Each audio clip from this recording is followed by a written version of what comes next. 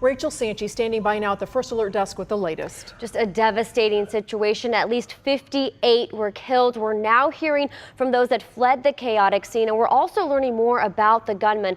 Lana Zach is in Las Vegas with more. The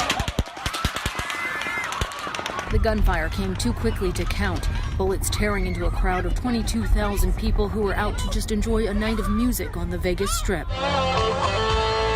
Country music star Jason Aldean in the middle of a set when the hail of bullets rained down. Like some were falling and some were screaming and yelling. People just started dropping around us. A lot of dead bodies, a lot of people were just piling on top of whoever, even if they're bleeding or not. We ran and we ran.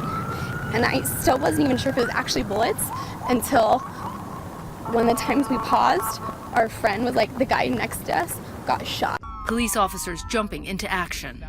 Upstairs, Mandalay Bay, halfway up. I see the shots coming from Mandalay Bay. Closing in on the 32nd floor of the Mandalay Bay Hotel, where authorities say the gunman, 64-year-old Stephen Paddock, was holed up. Police say he died of a self-inflicted gunshot wound before SWAT teams burst into his room. The death toll rising all day. The number of people that have died associated with this event has increased. Right now, we're using the number of 58. More than 500 injured. President Trump among those reacting to the tragedy. We are joined together today in sadness, shock, and grief. This is a crazed lunatic full of hate. Law enforcement says that Paddock seems to be a lone wolf and they see no ties to international terror. His motive still a mystery tonight. A number of local people were stranded at the Las Vegas airport after those shots rang out. Some of them were at the concert and heard the gunfire.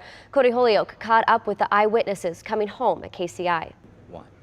The passengers of Spirit Flight 816 are back on the ground in the metro, say they're glad to be home after being caught up in the chaos.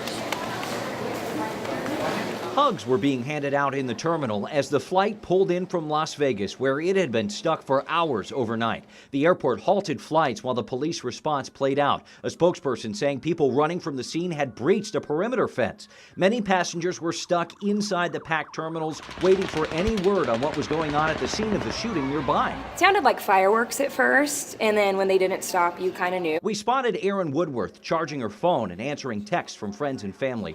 Erin spent the weekend at the festival. She was in the crowd at the Jason Aldean concert and left to catch her flight home just moments before the shots rang. People were just like running everywhere, and cars were cutting off pedestrians to get away because nobody knew where it was coming from. I don't even think it's really registered yet. I've gotten so many texts when I got off the plane like, oh my gosh, you're okay, and I'm like, yeah, it hasn't really hit me yet. These passengers have been up all night. Tell me they're eager to get some sleep and then just start to process the gravity of what happened. At KCI, Cody Holyoke, KMBC 9 News. We just checked with KCI. There are 2 flights leaving for Las Vegas this afternoon, and all are scheduled to take off and land on time.